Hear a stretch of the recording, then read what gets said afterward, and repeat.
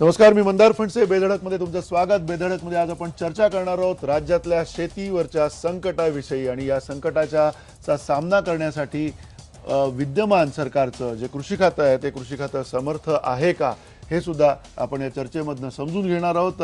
बदलत्या हवामानाचा वेध घेण्यात आपण कमी पडतोय का असा आणखीन एक महत्त्वाचा प्रश्न या निमित्ताने आपण विचारणार आहोत आपल्या पाहुण्यांना. आणि पाणी हा शेतीच्या संकट मिटवण्याचा एकमेव उपाय आहे का हा सुद्धा आणखीन एक महत्त्वाचा प्रश्न त्या निमित्ताने आपण विचारणार आहोत. आपल्यासोबत स्टुडिओमध्ये माझ्यासोबत सचिन सावंत आहेत, काँग्रेसचे प्रवक्ते.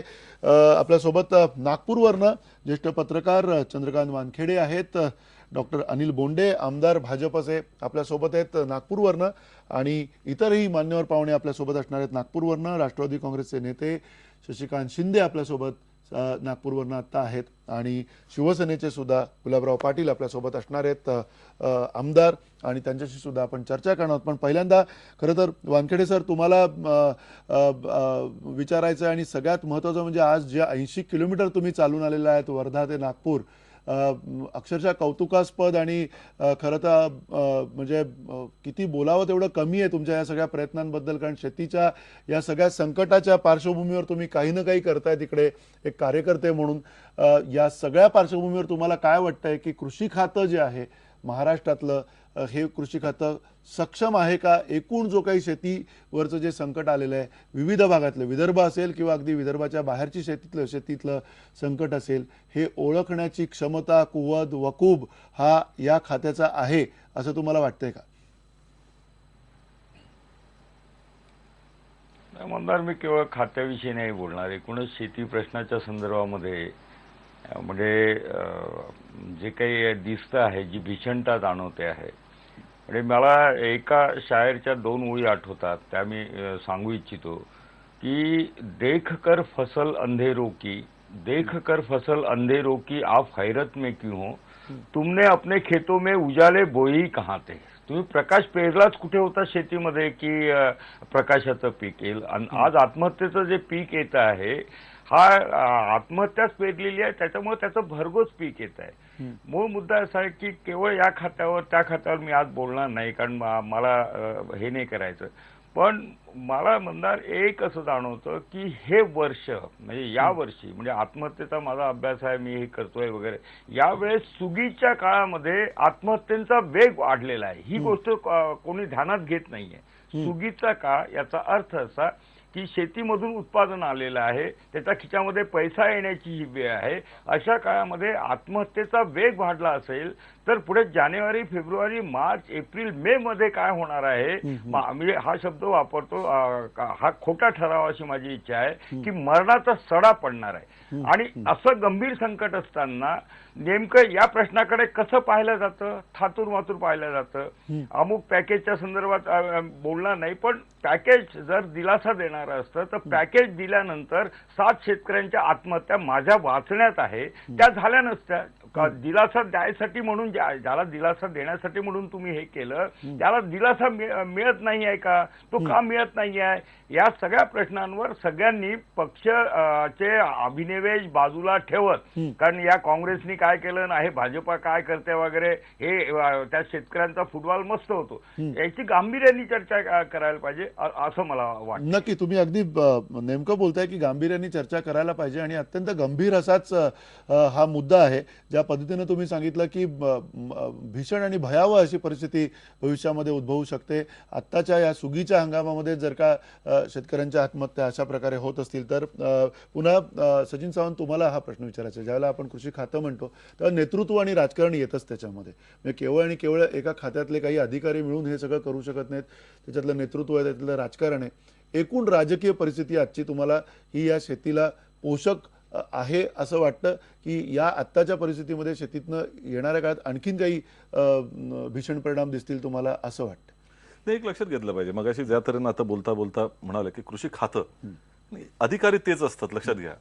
अधिकाऱ्यांना नेतृत्व नवीन मिळालेलं असतं, ती दिशा मिळते, तो विचार मिळतो आणि एक कार्यक्षमता, ऊर्जा आणि त्याचबरोबर एक इच्छाशक्ती, ह्या सगळ्याचा मिलाप त्या ठिकाणी असतो. तो नेतृत्व गुणाकडनं येतो, ती ऊर्जा नेतृत्व गुणाकडनं येत असते.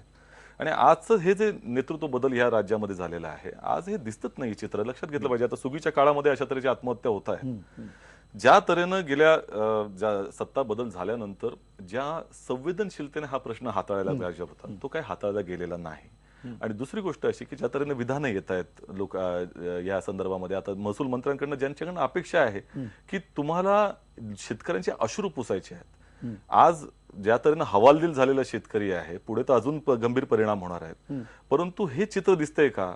मग अशा वेळेला जे ठणकावलं जाते शेतकऱ्याला की बाबा मोबाईलचं बिल भरायचं तुम्हाला पैसे आहेत परंतु विजेचे बिल भरायला नाहीत, तर कुठली वेळ कधी त्या ठिकाणी असली पाहिजे, काय परिस्थितीमध्ये चाललेलं आहे. आज ज्या जळगाव जिल्ह्यातनं आमचे महसूल मंत्री या ठिकाणी येत आहेत त्या जळगाव जिल्ह्यामधल्या आत्महत्यांचं प्रमाण तुम्ही पहा. ह्या आठवड्यामध्ये 4 आत्महत्या त्या ठिकाणी झाल्या. म्हणजे स्वतःच्या जिल्ह्यामधल्या आत्महत्या देखील त्या ठिकाणी थांबवण्यासाठी त्यांनी पराकाष्ठा केलेली नाही हे चित्र दिसतंय.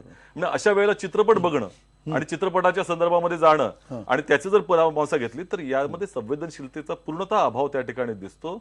आणि हे जे बदल झालेला हा वैचारिक बदल त्या ठिकाणी झालेला दिसतोय. कारण ज्या संघाच्या मानसिकतेतनं बौद्धिकामधनं हे सरकार आलेलं आहे त्यांच्यामध्ये शेतकरी गरीब हा शब्द कोशामध्ये त्यांच्या नाही आहे आणि म्हणून ते चित्र दिसतंय. नाही, हे हे हे प्रत्यक्षात आहे का डॉक्टर अनिल बोंडे? तुम्ही सहमत आहात का सचिन सावंत जे काही बोलतायत त्यातला सगळ्यात महत्वाचा त्यांचा मुद्दा हाच आहे की एकनाथ खडसे हे काही संवेदनशील नाहीयेत शेतीच्या आणि शेतकऱ्यांच्या प्रश्नाच्या संदर्भामध्ये? पुन्हा सतीश सावंतांनी राजकारण यामध्ये आणलंय. खरं म्हणजे आज ज्या आत्महत्या होतात आहे आपण एवढं समजू शकतो की ही काही एका दिवसाचा परिपाक नाहीये. खरं म्हणजे वर्षोनगिनती ते शेतकऱ्याच्या बाबतीतलं चंद्रकांतजी वानखेडे सुद्धा या बाबतीत सहमत होतील की जे शेतकऱ्यांना समजून घेण्याचं धोरण जे चुकलेलं आहे त्याचा परिपाक ह्या आत्महत्या आहे. ह्या काही एक महिन्याच्या अगोदरच्या आलेल्या सरकारच्या कर्तृत्वामुळे आत्महत्या होतात असं नाहीये. कारण आपण जर पाहिलं तर आत्महत्या जास्त होतात विदर्भामध्ये, मराठवाड्यामध्ये, आंध्रमधल्या तेलंगणामध्ये. आणि एवढं दिसून आलं की कोरडवाहू क्षेत्र जिथे जिथे आहे त्या शेतकऱ्याच्या आत्महत्या होत आहे. कारण कोरडवाहू शेती ही तोट्यामध्ये जाणारी शेती आहे आणि नुसतं कृषी खातच नाही तर शेतकऱ्याचा संबंध प्रत्येकाशी येतो. म्हणजे आज महावितरणशी शेतकऱ्याचा संबंध येतो. तिथे अडचणी असल्या तरी शेतकरी अडचणीत येतो. कृषी उत्पन्न बाजार समितीशी संबंध येतो. महसूलशी सुद्धा संबंध येतो 7/12 काढण्यापासून.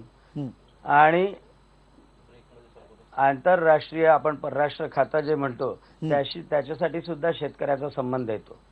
एखाद्या वेळेला आता आमच्याकडचं उदाहरण सांगतो की संत्र्याची निर्यात जर बांगलादेशमध्ये कमी झाली तरी सुद्धा संत्र्याचे भाव गडगडतात.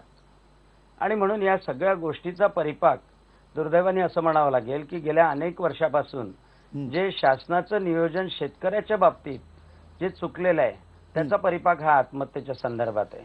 नाही, तुम्ही म्हणता की शासनाचं नियोजन हे शेतकऱ्याच्या संदर्भात चुकलेलं आहे. हे याच्याबाबत आता दुमत कुणाच्या मनात नाहीये. याच्याबाबत कोणीही असं म्हणणार नाही. किती सगळे तज्ज्ञ किंवा अगदी शासनात वेगळ्या अर्थाने काँग्रेस आणि राष्ट्रवादी काँग्रेस याच्या अगोदर 15 वर्ष होते ते सुद्धा हेच म्हणतील की काही ना काही धोरण चुकलेलं आहे. पण जर हे धोरण चुकलंय तर या चुकलेल्या धोरणाच्या पार्श्वभूमीवर कधी हे धोरण सुधारणार आहोत आणि एवढा मोठा आता जो भगीरथ प्रयत्न करावा लागणार आहे तो होणं शक्य आहे का? म्हणजे याच्याबाबतला आशावाद ठेवण्यात काही जागा शिल्लक आहे का? शशिकांत शिंदे, तुम्हाला काय वाटतं? हा आशावाद ठेवू शकतो का आपण आणि आपला सगळा शेतकरी? यामध्ये एक मुद्दा असा आलाय की याच्यामध्ये आजच्या चर्चेमध्ये वानखेडे साहेब म्हणाले त्याप्रमाणे राजकारण असू नये, चर्चा निष्प्रभपणे व्हावी. सचिन सावंत म्हणाले त्याप्रमाणे आम्ही काय करते अपेक्षा फार लोकांच्या वाढवलेल्या होत्या निवडणुकीच्या माध्यमातून. आता एक मुद्दा मी आपल्याला सांगू इच्छितो की आता ज्या आत्महत्या झाल्या ह्या दूरदृष्टीच्या नियोजनामुळे झाल्या नाही. आजचा आपला महाराष्ट्राच्या शेतकऱ्यांनी उत्पन्न फार मोठ्या प्रमाणात शेतीत वाढवलेलं आहे हे आपल्याला नाकारता येणार नाही. परंतु जर आपण बघितलं तर अचानक नैसर्गिक आपत्ती आली, मग दुष्काळ आलं, नैसर्गिक असलेल्या आपत्तीमध्ये अतिवृष्टी आली, गारपीट आली, यामुळे शेतकरी हवालदिल झालेला आहे. दुसरं, बाजारभाव पूर्वी ऊसाचा, साखरेचा असो, कापसाचा असो, सोयाबीनचा असो इतके गडगडले आणि त्यानंतर उत्पन्न निघालं नाही. हे एकाच वेळेला असलेलं आसमानी संकटामुळे शेतकऱ्याला भवितव्यामध्ये आपल्याला अशा पद्धतीने आपण सावरू शकू का याच्या पद्धत शंका निर्माण झाली. यावेळेला प्रथम भूमिका काय असायला पाहिजे दुष्काळाची परिस्थिती होती त्यावेळेला मुख्यमंत्री किती उशिरा गेले काय गेले याच्यावर मी बोलणार नाही, परंतु ज्या वेळेला निर्णय झाला तेव्हा याच केंद्रातल्या त्यांच्या कृषी मंत्र्यांचा किती अभ्यास आहे मला माहित नाही, परंतु कृषी मंत्री शरद पवार साहेब होते तेव्हा 75,000 कोटी देऊन परत शेतकऱ्यांना नवजीवन देण्यासाठी त्यांनी निर्णय घेतला. या कृषी मंत्र्यांनी स्पष्ट शब्दात सांगितलं की आजपर्यंत आमच्याकडे राज्य सरकारने प्रस्ताव पाठवला नाही, तो त्यांचा भाग आहे. परंतु आज राज्य सरकार म्हणून जी काही सभागृहामध्ये मुख्यमंत्र्यांनी निर्णय जाहीर केले त्या बाबतीमधली विश्वासार्हता शेतकऱ्यामध्ये येणं गरजेचं आहे. आपल्याला उदाहरण म्हणून सांगतो, काल त्यांनी दुष्काळाचं पॅकेज जाहीर केलं 7,500 कोटीचं, त्यानंतर त्या ठिकाणी 34,000 कोटीचं लॉंग रूटचं. आता या संदर्भात तुम्ही मगाशी नंतर तो विषय घेणार तेव्हा मला तो संधी बोलाय द्या. पाण्याच्या प्रश्नावरून हा प्रश्न सुटणार काय, परंतु आपल्याला मी एक सांगू इच्छितो, 2,000 कोटीची पुरवणी मागण्यामध्ये तरतूद केलेली असताना 7,500 कोटीचा आपण कशाप्रमाणे निर्णय घेणार. शेतकऱ्यांची माफक अपेक्षा आम्ही आघाडी सरकारने त्याप्रमाणे दिलं होतं. आम्ही पॅकेज देताना शेतकऱ्यांच्या विद्यार्थ्यांच्या असलेल्या फी माफीपासून ते वीज माफीपासून पॅकेज पासून अनेक गोष्टी दिल्यामुळे काही अंशाने त्या ठिकाणी स्थिरतावर होऊ शकले. पण असे संकट 2 वर्ष सातत्याने आल्यानंतर माझं भवितव्य काय हे राज्याच्या प्रमुखाला तत्काळ निर्णय घेताना चर्चा समित्या, मग तो समितीचा अहवाल येऊन 2 महिने जातील, अजून खाली महसूल विभागाला कशा प्रकारचं आपण त्या ठिकाणी सर्वे करायचा, कशा प्रकारे अहवाल तयार करायचा याच्या सूचना गेल्या पाहिजे. या सर्व नाही, पण या सगळ्या गोष्टी आता सुरू आहेत. या गोष्टी कदाचित तुम्ही असते आणि तुमचं सरकार असतं तरी पण तुम्हाला कराव्या लागल्या असत्या, कारण या सगळ्या सरकारी ज्या प्रक्रिया आहेत त्याच्यातनंच या गोष्टी झालेल्या आहेत. आणि याच्या अगोदर तुम्ही जाहीर केलेली पॅकेजेस सुद्धा तितकी पोचलेत असं म्हणायला काही म्हणजे जे माफ केलं ते माफ केलेलं आहे, पण पॅकेजेस पोचलेत संपूर्णपणे शेतकऱ्यांपर्यंत असंही चित्र नाहीये, एवढं मात्र ठामपणे म्हणता येईल. डॉक्टर बोंडे, तुम्हाला काय वाटतंय की जे आता स्वतः शशिकांत शिंदे म्हणतायत तुमच्या सरकारने निर्णय घेताना कुठेतरी प्रक्रिया लांबवलेली आहे, याबद्दल तुमचं मत काय? उलट मला असं वाटतं की देवेंद्रजी फडणवीस यांच्या सरकारने जे संवेदनशीलतेने जे पॅकेज जाहीर केलं आणि त्यामध्ये सर्वात महत्त्वाची गोष्ट की जल शिवार योजना अभियान राबवणं किंवा त्या शेतकऱ्यापर्यंत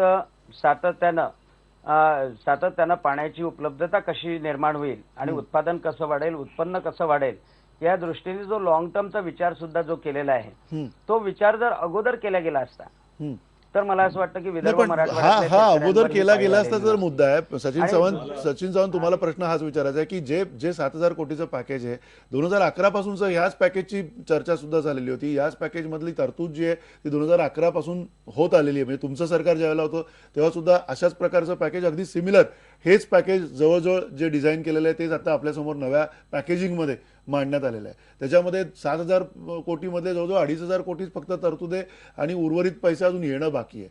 हे सगळं असताना तुम्हाला असं वाटत नाहीये का की कुठेतरी केवळ पॅकेजेस आणि ह्या चर्चांमधनं आपल्याला काही निष्पन्न होणार नाही? काय केलं पाहिजे नेमकं? आज पहिली गोष्ट जी आहे मी मगाशी जे सांगितलं ते फार महत्वाचं असतं. याचं कारण असं की शेतकऱ्यांना ज्या वेळेला नैसर्गिक आपत्तीला तोंड द्यायचं असतं त्यावेळेला सरकार त्यांच्याबरोबर उपस्थित आहे, त्यांच्या खांद्याला खांदा लावून त्या ठिकाणी आम्ही सरकारी लढत आहे या प्रसंगाशी, हे चित्र गेलं पाहिजे. आणि ते चित्र गेलेलं नाही. दुर्दैवाने या काळामध्ये जर पाहायला गेलं तर शेतकऱ्यांबरोबर हे सरकार नाहीये, हे चित्र गेलेलं आहे. तुम्ही भाव घ्या. आज दुधाचा म्हणजे पश्चिम महाराष्ट्र फक्त मराठवाडा आणि विदर्भातल्या आपण बघतोय, पण पश्चिम महाराष्ट्र उत्तर महाराष्ट्र सगळीकडेच हा व्यापलेला विषय आहे. दुधाचे भाव जे 28 रुपयाचे होते ते जवळपास 17 रुपयाला आले. आज दूध उत्पादक शेतकरी देखील त्या ठिकाणी अत्यंत वाईट अवस्थेमध्ये आहे, हलाखीच्या अवस्थेमध्ये आहे. ऊसाच्या उत्पन्नाच्या संदर्भामध्ये कमिटी नेमली, सगळं झालं, पण आजही ऊसाला भाव नीटपर्यंत मिळालेला नाही. कापसाला हेच महसूल मंत्री 6,000 हजार रुपये भाव त्या ठिकाणी मागत होते एके काळामध्ये आणि त्या ठिकाणी पूर्णतः विधिमंडळात असेल किंवा अन्य वातावरण त्या ठिकाणी तशा तऱ्हेनं तयार करायचा प्रयत्न करत होते. पण आज कापसालाही भाव त्यांना देता आलेला नाही. संपूर्ण राज्यभरामध्ये शेतकऱ्याला त्या ठिकाणी त्याच्या उत्पादनाला जो नरेंद्र मोदींनी देखील त्या ठिकाणी सांगितलं होतं की त्याला भाव त्या ठिकाणी मिळाला पाहिजे तोही मिळालेला नाही. आणि अशा वेळेला ज्या वेळेला नैसर्गिक आपत्ती येते त्यावेळेला हे सरकार जे किंवा त्याचे मंत्री हे काय करतात ते देखील ते शेतकरी पाहतोय ना. आज जर त्या ठिकाणी त्यांना जेव्हा दौरा येतो, मगाशी हा जो अत्यंत महत्वाचा विषय आहे, म्हणजे हा राजकारण केंद्रीय समिती आलेली आहे आता, केंद्रीय समिती मराठवाड्यामध्ये करते काम त्यांचं जे काय करायचं. राज्याच्या ह्याच्यामध्ये जो फरक आहे विचारधारेमध्ये एक लक्षात घेतलं पाहिजे. आघाडी सरकारच्या काळामध्ये 25% बजेट ह्या ठिकाणी आम्ही ओपन करून टाकलं होतं दुष्काळाच्या संदर्भामध्ये. आज ज्या तऱ्हेनं पॅकेजिंगच्या संदर्भामध्ये आम्ही काय मागणी करतोय की तुमचे दूरगामी परिणाम, म्हणजे 5,000 गावं तुम्ही दुष्काळमुक्त करणार, मला काय कुठला त्याचा प्लान दिलेला नाही, घोषणा आहे ती, परंतु त्याच्याबरोबर आज शेतकऱ्याच्या हातात काय पडतंय, शेतकऱ्याला हेक्टरी तुम्ही काय मदत करणार आहात की नाही, आज त्याला त्याची आवश्यकता आहे. आत्महत्या करणारा मनुष्य पुढे तुम्हाला काही ना काहीतरी फार भवितव्य चांगलं आहे हे दाखवून नाही चालत. आज तुमच्या बरोबर मी आहे. नाही, पण मग प्रश्न हाच येतो की तुमच्या सुद्धा सरकारने त्यावेळेला याच गोष्टी केलेल्या आहेत. म्हणजे मूळ मुद्दा असा आहे की तुमच्या सरकारने फार मोठी भरीव कामगिरी केली नाही, आहे एक असं लक्षात म्हणायला घ्या. जागा आहे का? मदत हां. आणि भरपाई ह्या दोन वेगळ्या मुद्दे आहेत. कुठलीही गोष्टीची भरपाई होऊ शकत नाही, 100% आपण देऊ शकत नाही, शासनाच्या देखील मर्यादा असतात या संदर्भामध्ये. परंतु जास्तीत जास्त मदत होऊन त्याला पुन्हा उभा त्याला ठिकाणी करावं या दृष्टिकोनातून शासनाची पावलं पडली पाहिजेत. आणि ती पावलं पडण्याकरता ती संवेदनशीलता लागते.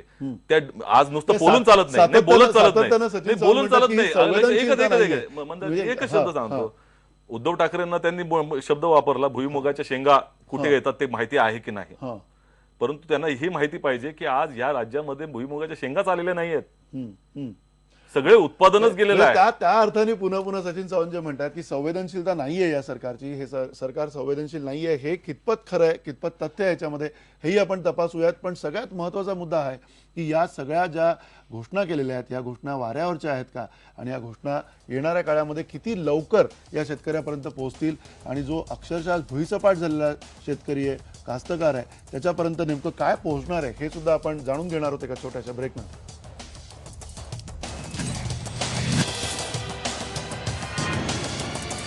पुन्हा एकदा तुमचं स्वागत आहे. बेधडकमध्ये आपण चर्चा करतोय राज्यातल्या शेतीवरच्या संकटाचं, आणि त्या संकटाच्या निमित्ताने नेमकं काय उपाय सरकार करतंय, आणि सरकारची योजना जी आहे ती पुरेशी आहे का याबाबतचा सुद्धा अंदाज घेतोय. आपल्याला #बेधडक वापरून तुम्ही या चर्चेमध्ये सहभागी होऊ शकतात. तुमच्या प्रतिक्रिया यामध्ये आमच्यापर्यंत पोहोचू शकतात. काही प्रातिनिधिक प्रतिक्रिया त्यातल्या आम्ही तुमच्यापर्यंत पोहोचवणार आहोत. प्रदीप रोकडे आपले एक प्रेक्षक आहेत. ते म्हणतायत शेतकऱ्याच्या प्रश्नाचं राजकारण्यांना पडलंय काय, आत्महत्यांचं फक्त राजकारण केलं जात आहे. निलेश कदम म्हणतायत शेतकऱ्यावरती आसमानी संकट कोसळलंय पण ठोस मदत अजूनही त्याला मिळू शकत नाही, हे दुर्दैव आहे. आणि प्राची पाटील म्हणतायत शेतकरी आत्महत्येला राज्य सरकार पूर्णपणे जबाबदार आहे, कृषी खातं अजिबात सक्षम नाही. आणि राजेंद्र पवार म्हणतायत आपल्या वेधशाळांना संग्रहालयात ठेवा, त्यांचा अंदाज कधीतरी बरोबर येतो का. या बोलक्या प्रतिक्रिया आपल्या प्रेक्षकांच्या आहेत, मतदारांच्या आहेत, आणि या राज्यातल्या सुज्ञ नागरिकांच्या आहेत. या प्रतिक्रियांच्या पार्श्वभूमीवर पुन्हा एकदा आपल्यासोबत आता या चर्चेमध्ये गुलाबराव पाटील शिवसेनेचे आमदार सुद्धा आहेत. गुलाबराव पाटील, पहिले तुमच्याकडे येतो. जी कृषी खातं आहे, कृषी खात्याची रचना आहे, आणि त्याबरोबरनं हवामान खात्याचं जे काही त्याला कॉन्ट्रीब्युशन असणं अपेक्षित आहे, हे सगळं एकूण विस्विसित झालेलं आहे. धोरण जे आहे शेतकऱ्याच्या बाबतचं त्याच्याबाबत काही ठराविक गोष्ट सांगता येत नाही, भरीव असं भरघोस काही होताना दिसत नाही. आणि अशा वेळेला आता जे संकट आलेलं आहे, आता गारपीट सुद्धा झालेली आहे, आणि या सगळ्या पार्श्वभूमीवर तुम्हाला असं वाटतं का की तातडीने शेतकऱ्यांना काहीतरी दिलासा मिळेल, की जसं आधीच्या सरकारने केलं तसंच आताचं सुद्धा विद्यमान सरकार करणार आहे?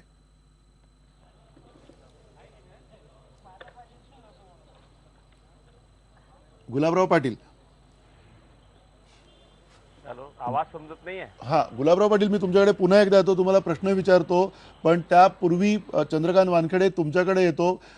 खरं तर चर्चा खूप झाल्यात आतापर्यंत, आणि असे अनेक शेकडो असे तज्ज्ञ आहेत या महाराष्ट्रामध्ये, म्हटलं तर सगळी उत्तरं या सगळ्या तज्ज्ञांकडे आहेत. आणि असं असताना सुद्धा काही ठोस भरीव घडताना दिसत नाहीये. एकीकडे पॅकेज दिलं जात आहे, हेक्टरी 10,000च्या वरती फार काही मिळणार नाही शेतकऱ्यांना असंही म्हटलं जात आहे. या सगळ्या पार्श्वभूमीवरती नेमकी काय उत्तर आहेत या सगळ्या प्रश्नासाठी असं तुम्हाला वाटतंय?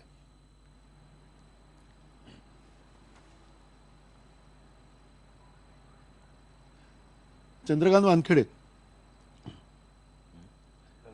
हा प्रश्न मला नाही, मला एक कळत नाही आहे की पॅकेज पॉलिसीच्या अंगाने कधी विचार होणार आहे. म्हणजे मी तुम्हाला पॅकेजची गंमत सांगतो. म्हणजे तुम्हाला आठवत असेल विलासराव देशमुखांनी 1075 कोटीचं पॅकेज विदर्भातल्या आत्महत्याग्रस्त जिल्ह्यांसाठी घोषित केलं. आता गंमत असं आहे की त्याच वेळेस त्यांनी कापसाला दिला जाणारा बोनस रद्द केला. आता बोनस रद्द करणे हा पॉलिसीचा भाग झाला. आता बोनस रद्द झाल्यामुळे 1075 कोटीचं पॅकेज दिल्यानंतर त्याच वर्षी शेतकऱ्यांना 1700 कोटी रुपयांचा तोटा झाला, कापूस उत्पादक शेतकऱ्यांना. त्याच्यानंतर दुसऱ्या वर्षी 1400 कोटीचा तोटा झाला, त्याच्यानंतर 1500 कोटीचा तोटा झाला. आता विलासराव देशमुख किंवा त्यावेळेच्या लोकांनी म्हटलं होतं की 1075 कोटीचं पॅकेज दिलं, पण बा शेतकरी का मरतो हे आम्हाला समजत नाही. अरे तुम्ही पॉलिसीच्या अंगाने त्याचा घात केलेला आहे, त्याचा बोनस जो आहे तो रद्द केलेला आहे, त्यामुळे त्याला फटका बसलेला आहे. आणि ही जी बदमाशीची भाग, म्हणजे मी माफ करा हा शब्द वापरतो, ही प्रत्येक शासनाने केलेली आहे. आता याही पॅकेजमध्ये मला तुम्ही एक सांगा, सावकारांचं कर्ज माफ झालेलं आहे, त्यांना काहीतरी 350 कोटीच्या वर रक्कम देणार आहे. मी जाहीर आव्हान या सरकारला करतो की हे सावकार कोण आहेत? म्हणजे परवानाधारक, मी 20 वर्ष आयुष्याची खेड्यात काढलेली आहे. सावकार हे आमचे जे काही शेतकऱ्यांना कर्ज देणारे आहेत ते परवानाधारक नाही आहेत. आणि हे परवानाधारक जे सावकार आहेत त्यांची एक तर नावं जाहीर करा, आणि लाभार्थी शेतकरी कोण आहेत की ज्यांना याचा लाभ मिळालेला आहे हे जरा 5 लाख वगैरे आकडे द्यायचा. त्यांनी 5000 जरी नावं दिली तरी मी त्यांना धन्यता दिली. मूळ मुद्दा असा आहे की सावकारांना डायरेक्ट 350 कोटीच्या वर देऊन दिले. मग ज्यांनी क्रॉप लोन घेतलं, बँकेकडनं घेतलं, कोऑपरेटिव्ह बँकेकडनं घेतलं, त्याचं मात्र व्याज माफ केलं. म्हणजे हा मेसेज द्यायचा आहे का तुम्हाला की पुढच्या वेळेस आता तुम्ही कर्ज घ्यायचं असेल तर हे जे परवानाधारक सावकार आहे त्यांच्याकडनं घ्या, बँकेकडे येऊ नका. मला याच्यातलं कोणीतरी मला समजून सांगा. म्हणजे आज आम्ही खरं तर मुख्यमंत्र्यांकडे त्याच्यासाठीच गेलो की आम्हाला हे समजून सांगा, आम्ही अडाणचोट लोक आहोत, आम्हाला हे समजत नाही हे काय चाललंय. दुसरं असं की ओलितांच्या शेतकऱ्यांसाठीच मदतीचा ओघ का? फळबागांचं नुकसान झालं, मदत दिली, धन्यवाद. पण मग ज्याच्याकडे मोटर पंप नाही, ओलिताची शेती नाही, ज्याचा सोयाबीन शेतातच दाबावा लागला, किंवा कापसाचा म्हणजे मागच्या वर्षीपेक्षा 1000-1500 भाव उतरला, किंवा तुरी आज येण्याची शक्यता नाही, यांचं काय? कोरडवाहू शेतकऱ्यांनी पाप केलाय, तो कोरडवाहू शेती करतोय म्हणून. आणि वीज बिल माफी जी मोटर पंपाची झालेली आहे ते महिने कोणते आहेत की ज्या वेळेस मोटर पंपाचं बटनही दाबलं जात नाही, अशा 3 महिन्यांची तुम्ही हे करता. विदर्भ आणि मराठवाड्यामध्ये असे मोटर पंप किती आहेत, आणि मोटर पंप शिवाय असे शेतकरी. माझं काय म्हणणं आहे की याचा कधीतरी गांभीर्याने विचार व्हावा. हा मरणारा जो माणूस आहे आणि पॉलिसीच्या अंगाने विचार व्हावा. आणि एक पॉलिसी हे नाही की पाणी आलं म्हणजे सगळं बिलकुल हे झालं. म्हणजे पाण्याची शेती आणि कोरडवाहू शेतीतला फरक असेल तर पाण्याची शेती म्हणजे पाणी लावून केलेली हजामत आहे, आणि कोरडवाहू शेती म्हणजे बिन पाण्याची हजामत आहे. म्हणजे एवढाच त्याच्यातला फरक आहे. पाणी आलं की सगळं आलं. अरे आयात निर्यातीचे धोरण आहेत, कांदा महाग झाला म्हणून रडणारा समाज आहे, सगळं अन्नधान्य त्यांना स्वस्त पाहिजे ही मानसिकता अभिजन वर्गाची आहे. आणि शेतकऱ्यांच्या संदर्भामध्ये एक आकस आहे किंवा शेती निरक्षरता ही मला दिसते की हा प्रश्न त्यांना समजून घ्यायचा नाही, की समजत नाही हेच मला कळत नाही. आणि इतक्या मरण्याच्या दारावर आल्यानंतर हा बोला वानखेडे सर, बोला तुम्ही. वानखेडेचा आवाज. इतक्या मरण्याच्या दारावर आल्यानंतर सुद्धा या सगळ्या प्रश्नांचा आता काय करणार आहे तुम्ही? फक्त तिरडी सजवायची त्याची शिल्लक ठेवलेली आहे का? आणि बऱ्याच वेळा असं म्हटलं जातं की आत्महत्येचा निगेटिव्ह विचार करू नका, पॉझिटिव्ह विचार करणार, सक्सेस स्टोरीचा विचार करणार. माझं असं मत आहे की प्रचंड म्हणजे या प्रश्नांवर जसं काम करतोय तसं आज शेतकऱ्यांची उठण्याची क्षमता नाही हो. म्हणजे नक्की तुम्ही म्हणता की शेतकऱ्याची उठण्याची क्षमता नाहीये. आपल्या सोबत आता खरं तर गुलाबराव पाटील सुद्धा आहेत, त्यांना आता आवाज येत असेल तर आपण गुलाबरावांना हाच प्रश्न विचारणार आहोत. गुलाबराव, मुळात तुम्ही सुद्धा शेती बघितलेली, अत्यंत जवळनं शेतकरी आहात तुम्ही. या सगळ्या पार्श्वभूमीवर तुम्हाला असं वाटतंय का की खरंच सरकारी धोरण जे असेल, आपण क्षणभर राजकारण बाजूला ठेवूया, सरकार कोणाचं आहे हा विषय बाजूला ठेवूया, तुम्हाला वाटतंय का की खरंच शेतकऱ्याला साजेसं असं धोरण करण्याची क्षमता या सरकारमध्ये आहे का?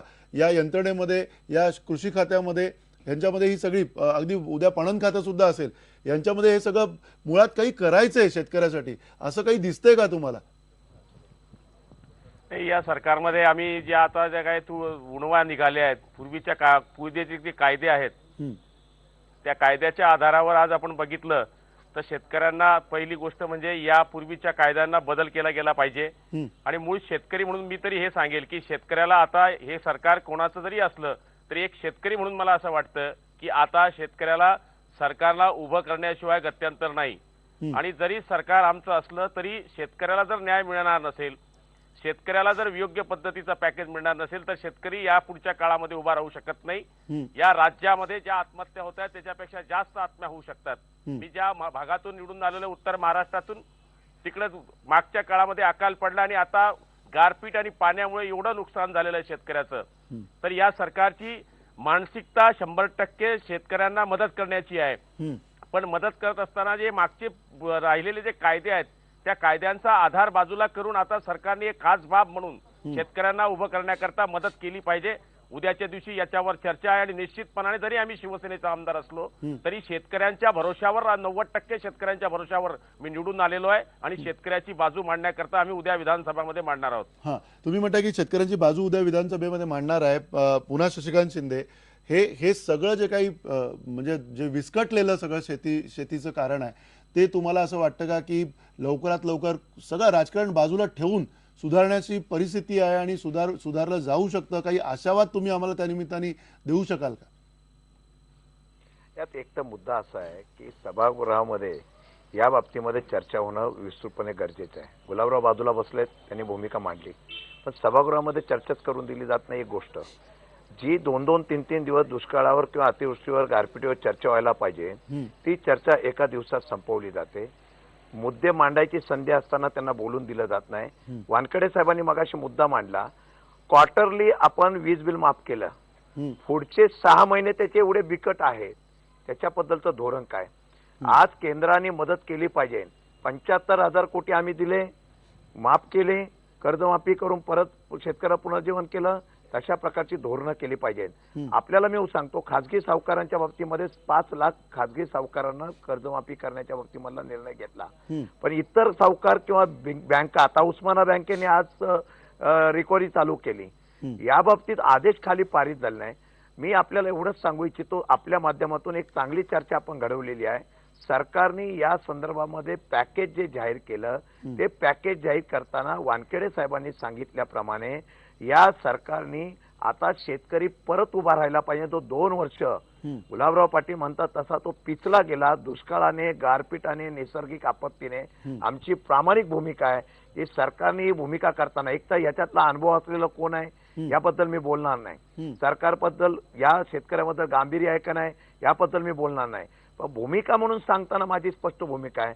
तो पश्चिम महाराष्ट्रातला असेल, उत्तर महाराष्ट्रातला असेल, विदर्भातला असेल, मराठवाड्यातला असेल, जो शेतकरी आज इतका अडचणीत आलेला आहे, अमाप खर्च, आज बियाणापासून ते निर्यातीबद्दल जी धोरणं आहेत, जे त्याप्रमाणे त्यांनी कर्ज काढलेली आहेत, त्या कर्जाला जर त्यांनी दिशा दाखवली सरकारने नाही तर शेतकरी अडचणीत येऊ शकतो. आणि या संदर्भातली उद्या सुद्धा चर्चा आहे.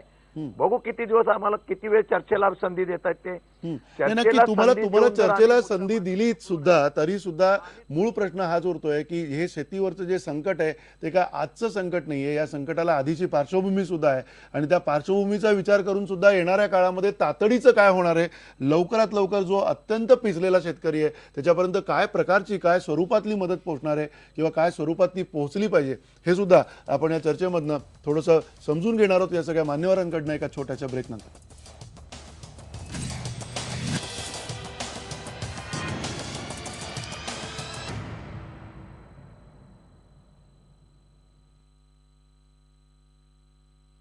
बेधडकमध्ये आपण पुन्हा अखेरच्या टप्प्यावरती आलेलो या चर्चेच्या, ज्याच्यामध्ये काही प्रतिक्रिया आपल्या समोर येत आहेत. सुप्रिया मुळे म्हणतायत या आपत्ती बदलत्या हवामानामुळे ओढवल्यात आणि वेधशाळा या नावापुरत्याच उरलेल्या आहेत. आशा पालव म्हणतात हवामानातील बदल तपासण्यासाठी नवीन तंत्रज्ञानाची गरज मोठ्या प्रमाणावर भासतीये आणि सरकारनं त्याकडे लक्ष द्यावं. केदार पवार म्हणतात विभागवार पाण्याचं नियोजन केलं तर सर्व प्रश्नांची उत्तरं मिळतील, शेतकऱ्याला आत्महत्या कराव्या लागणार नाहीत. हे सगळे पुन्हा आपल्या प्रेक्षकांच्या ज्या प्रतिक्रिया आहेत त्या आपण तुमच्यासमोर आणलेल्या आहेत. आपल्यासोबत डॉक्टर अनिल बोंडे आहेत. अनिल बोंडे, तुम्हाला जे काही जाहीर केलंय त्याच्याही पेक्षा पलीकडे जाऊन आता पुन्हा जे गारपिटीचं संकट आलेलं आहे, या गारपिटीमुळे पूर्ण उत्तर महाराष्ट्र झोडपून निघालेला आहे. नुसता झोडपून नाही, तो उद्ध्वस्त झाला आहे तिथला बागायतदार. अनेक बागा ज्या आहेत मराठवाड्यातल्या एकीकडे त्या सुकलेल्या आहेत, त्याच्यामुळे शेतकरी पूर्णपणे विषण्ण अवस्थेत आहे. हे सगळं आता येणाऱ्या किती लवकर काळामध्ये संपणार आहे, त्यांना हातावरती जी मदत मिळणं अपेक्षित आहे ती मदत किती वेळामध्ये मिळेल असं तुम्हाला वाटतं? गारपीट तर शेतकऱ्यावरचं अतिशय मोठं संकट असतं. मागच्या वर्षी आम्ही विदर्भामध्ये संत्र्यावरची गारपीट अनुभवलेली आहे. म्हणजे 22 लाखामध्ये जाणारा बगीचा 22,000 सुद्धा जात नाही, संपूर्णतः मातीमोल होतं. आणि दुर्दैवाने गारपीट आणि वादळ हे पीक विम्यामध्ये किंवा फळ पीक विम्यामध्ये घेतलेलं नाही. आणि त्यामुळे हे विम्यामध्ये अंतर्भाव याचा करणं अतिशय आवश्यक आहे गारपिटीचा पुढच्या काळासाठी. आणि आज याचे पंचनामे आणि असेसमेंट करून मागच्या वेळेला ज्याप्रमाणे गारपिटीला मदत दिली फळबागांकरता 25,000 रुपये प्रति हेक्टर, त्याप्रमाणे तातडीने मदत करायला पाहिजे. दुसरी महत्वाची गोष्ट की शेतकऱ्याचं भलं जर पाहायचं असेल तर जे आपण इनपुट शेतीमध्ये टाकतो ते जोपर्यंत आपण पूर्णतः सबसिडाईज करत नाही तोपर्यंत आजच्या भावामध्ये उत्पादन शेतीचा माल विकणं परवडत नाही. आणि त्यामुळं त्याला लागणारी मजुरी, पाणी, वीज, खतं आणि बियाणं या सगळ्या गोष्टीचे भाव वाढतात आहे. या सगळ्या गोष्टी शासनाने मनरेगाच्या माध्यमातून किंवा सबसिडाईज बाबतीत जर शेतकऱ्याला उपलब्ध करून दिल्या तर आजच्या भावामध्ये म्हणजे आज जे शेतमालाचे कमी भाव आहे त्या भावामध्ये उत्पादन विकणं परवडतं. नाहीतर शेतीचा धंदा नाही, हे सगळं मान्य आहे, हे अनेकांना माहिती पण आहे डॉक्टर.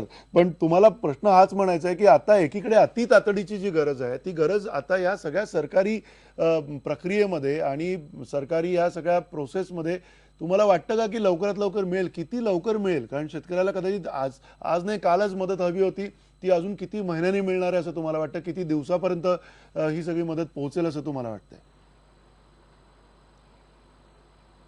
नाही, मला असं वाटतं पंचनामे झाल्यानंतर कमीत कमी 15 ते 20 दिवसापर्यंत 1 महिन्यापर्यंत ही मदत ताबडतोब पोहोचली पाहिजे.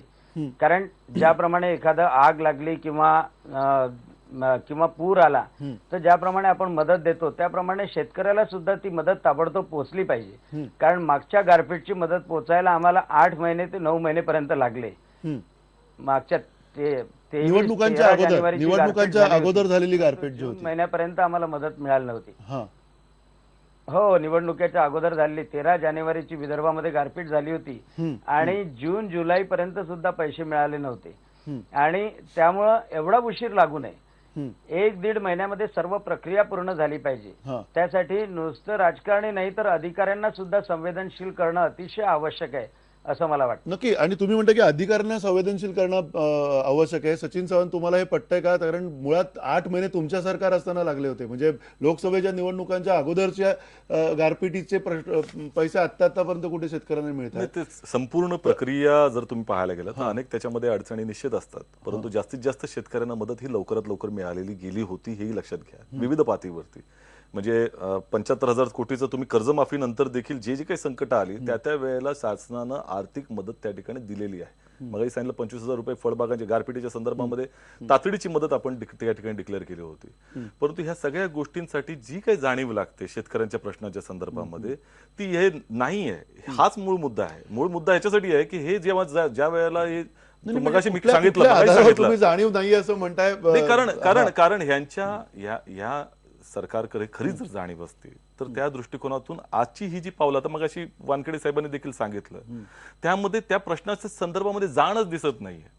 तो त्या ठिकाणची त्याची समजच दिसत नाहीये. म्हणजे ज्याला आवश्यकता काय आहे आणि करायचं काय आहे यामधला जो फरक आहे हे त्या ठिकाणी त्याच्यामधली असंवेदनशीलतेमध्ये दिसतंय. आणि मी मगाशी सांगितल्याप्रमाणेच त्या ठिकाणी हे आधुनिक निरो आहे. त्या ठिकाणी ज्या वेळेला ते रोम जळत होतं त्यावेळेला निरो फिडल वाजवत होता, त्याप्रमाणे हे चित्रपट पाहण्यामध्ये संपूर्ण कलेक्टरांसकट सगळा गावा नावा घेऊन जर पिक्चर पाहत असतील त्यावेळेला आणि शेतकरी त्या ठिकाणी त्या गारपिटीने त्रस्त आहे, आत्महत्या होत आहेत, त्या ठिकाणी संपूर्ण दिवसभर एक क्षण देखील जाण्यासाठी त्यांना वेळ मिळत नाहीये. गुलाबराव पाटील, तुम्हाला जे सचिन सावंत म्हणतात ते तुम्हाला पटतंय का? प्रत्यक्षात एकनाथ खडसे हे का गेले नाहीत असं तुम्हाला वाटतंय शेतकऱ्यांकडे गारपिटीच्या नंतर? नाही, एकनाथराव खडसे हे नशिराबादला एका ठिकाणी शेतीला भेट देऊन आले आणि पहिल्या वेळेस अहिराणी पिक्चर हा उत्तर महाराष्ट्रामध्ये होतोय. ज्या भाषेचे 40 लाख लोक जी भाषा बोलतात त्या भाषेचा तो पिक्चर पहिल्या वेळेस या देशामध्ये प्रदर्शित झालाय. योगायोगाने ते त्याच जिल्ह्यातले मंत्री असल्यामुळे साहजिक ते त्या ठिकाणी गेले. याचा अर्थ त्यांची संवेदना कमी झाली असं नाही. मूळ विषय असा आहे की ते येताना काही शेतकऱ्यांच्या शेतीला त्यांनी भेट दिली पत्रकार परिषदेमध्ये त्यांनी लवकरात लवकर पंचनामे करण्याचे आदेश सुद्धा दिले. त्यामुळे यांच्या या म्हणण्याला काही अर्थ नाही. तसं म्हणायला गेलं तर माझ्या जिल्ह्यामध्ये मसावत मतदारसंघ जो जिल्हा परिषदचा आहे तिथे 230 हेक्टर जमिनीच्या केळीचे 2012 साली झालेले पीक विम्याचे पैसे अजूनपर्यंत या मागच्या शासनाने दिले नाही. त्याचं उत्तर सचिन सावंतांकडे आहे का? नक्की माझं म्हणणं हेच आहे की पहिली मागच्या गोष्ट काळातले अशी लाल्याचे एक लक्षात घ्या गुलाबरावजी, कास्तकाराचे पैसे, केळीच्या जर अहिराणी पंचनाम्याचे भाषेचा पैसे, इतका या प्रचंड पैसे महत्वाचा यांनी प्रश्न द्यायचे होता नाही. तो 8 आणि दिवसांनी करता आला नसता अहिराणी का? भाषेच्या पहिली गोष्ट पिक्चर 8 काढलेल्या दिवसांनी एका करता आला तरुणाचं नसता पिक्चर का? पाहायला गेले तर त्या दुसरी ठिकाणी गोष्ट, त्याच्यावर टीका जर करायची. इतका महत्वाचा कार्यक्रम म्हणजे होता तो त्या उद्याच्या कार्यक्रम दिवशी पत्रिकेमध्ये का जेवायचं नव्हता? जरी असेल तर मग काय मीडियाला गुलाबरावजी, विचारून पहिली गोष्ट किंवा मला त्याचे सचिन 2 सावंतांना प्रश्नांची विचारून उत्तर द्या मंत्री महोदय की किंवा तो इतका आमदार महत्वाचा खासदार कार्यक्रम जर काय? होता तो त्यांच्या कार्यक्रम पत्रिकेमध्ये का नव्हता? आयत्या वेळेला का ठरवला गेला होता? हे तुम्ही त्या ठिकाणी पाहिलं पाहिजे. त्यामुळे ह्या सगळ्या गोष्टी ज्या आहेत ते जनतेला कळतायत. असं नाहीये त्या ठिकाणी त्या ज्या जिल्ह्यामधले ते मंत्री आहेत त्या जिल्ह्यामधल्या आत्महत्या त्या ठिकाणी थांबत नाही, कारण मंत्री येऊन देखील आश्वासकता दिसत नाहीये. हेही लक्षात घ्या. आम्ही पण त्या जिल्ह्यामधलेच आमदार आणि आम्ही सुद्धा प्रश्न मांडतोय. जरी आमच्या हे जिल्ह्यात मांडलंच पाहिजे, आपलं कर्तव्य आहे. लोकप्रतिनिधी म्हणून त्या ठिकाणी संवेदनशीलतेने मांडणं. या ठिकाणी आम्हाला मान्यता दिलेली आहे. आजच ती चर्चा होणार होती, पण पुरवणी मागण्या असल्यामुळे त्याचप्रमाणे या ठिकाणी विविध प्रश्न असल्यामुळे ती चर्चा होऊ शकली नाही. उद्या सकाळी आम्ही ती चर्चा मांडणार आहोत. जरी आमचं सरकार असलं तरी आम्ही सरकारला शेतकऱ्याला मदत देण्याकरता भाग पाडू. नक्की, ठीक आहे. तुम्ही म्हणता की सरकारला शेतकऱ्याला मदत देण्यासाठी भाग पाडू. पुन्हा अगदी शशिकांत सावंत, तुम्हाला याच पार्श्वभूमीवरती अधिकाऱ्यांनी हे आता इथून पुढची जी प्रक्रिया आहे, पॅकेजेस जाहीर झालेले आहेत, सरकारने काहीतरी त्यांना जे काही करायचं ते भरघोस असा आकडे आपल्या समोर आणलेले आहेत. इथून पुढच्या काळामध्ये तुमचा सुद्धा प्रशासनाचा दांडगा अनुभव आहे. तुम्हाला असं वाटतं का की हे आता तेच अधिकारी तुमच्या सरकारात होते, हेच अधिकारी आता ह्या सरकारामध्ये किमान अधिकारी पातळीवरती ही सगळी प्रक्रिया तातडीने होईल का? शेतकऱ्यापर्यंत अति तातडीने ही सगळी मदत जी पोहोचणं अपेक्षित आहे. 8-8 महिने गेल्या गारपिटीनंतर लागलेले आहेत पैसे पोहोचायला. आता तरी किमान 1 महिन्यामध्ये तरी पैसे पोहोचतील असं तुम्हाला वाटतंय का? आता एक मुद्दा असा आहे की आपण निर्णय घेताना अधिकाऱ्यांच्या माध्यमातून निर्णय घ्यायचा का नाही घ्यायचा हा शासनाच्या सरकारमधल्या प्रमुखांनी ठरवायचा आहे. आज नियमाच्या चौकटीत बसून जर अधिकाऱ्यांनी काम केलं तर दुष्काळग्रस्तांना मदत मिळू शकत नाही, गारपीटग्रस्तांना मदत मिळू शकत नाही. यातून आपण पॉलिसी निर्णय घेऊन त्या ठिकाणी तो इम्प्लिमेंट केला पाहिजे. तुम्हाला एक उदाहरण सांगतो. नियम आहे 65 मिलीमीटर पाऊस पडला तर त्यात निकषात बसतो. 50% खाली अनिवार्य पाहिजे.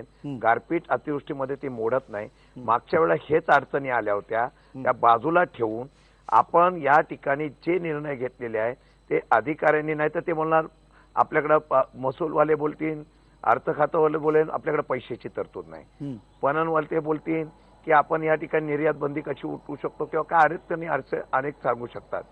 या ठिकाणी त्याप्रमाणे मदत पुनर्वसन बोलेल की यामध्ये ह्या निकषामध्ये बदल कसा करायचा. खाली अजूनपर्यंत तहसीलदार पर्यंत ऑर्डर गेली पाहिजे. माझं प्रामाणिक मत आहे, मी कुठल्या चित्रपट वगैरे याच्यावर जाणार नाही. माझं एवढंच म्हणणं आहे, सरकारकडून ज्या अपेक्षा आमच्याकडून लोकप्रतिनिधीकडून ज्या सरकारकडून लोकांना अपेक्षित आहे त्या 1-2 दिवसामध्ये पॉलिसी म्हणून जाहीर झाल्या पाहिजे आणि शेतकऱ्यांना विश्वास वाटला पाहिजे. तुम्ही काल दुष्काळाची मदत जाहीर केल्यानंतर सुद्धा जळगावमध्ये आत्महत्या झाली, अनेक 10 आत्महत्या झाल्या. वानखेडे साहेब म्हणाले त्याप्रमाणे आमची इच्छा एवढीच आहे की सरकार कोणाचं असो, आम्ही प्रतिनिधित्व करत असताना त्या पद्धतीने शेतकऱ्याला विश्वास झाला पाहिजे, होय आपल्याला ही मदत मिळाल्यानंतर आपण या ठिकाणी वाचू शकतो. तसे निर्णय वेळ पडली तर 3.5 लाख हजार कोटीच्या वरती अजून 10,000 कोटी कर्ज काढलं तरी हरकत नाही, आम्ही त्याला पाठिंबा देऊ. परंतु ते पात्रता आजही महाराष्ट्र राज्याची आहे, क्षमता आहे कर्ज घेण्याची, त्या पद्धतीने घ्यावं. केंद्र मदत करेल का नाही करेल याच्यापेक्षा आम्ही काय करणार याचं जाहीर केलं पाहिजे. पण जर का आम्ही या चौकटीत अडकलो गेलो तर ही मदत जाऊ शकणार नाही आणि ते फेल्युअर होईल आणि आत्महत्या वाढतील.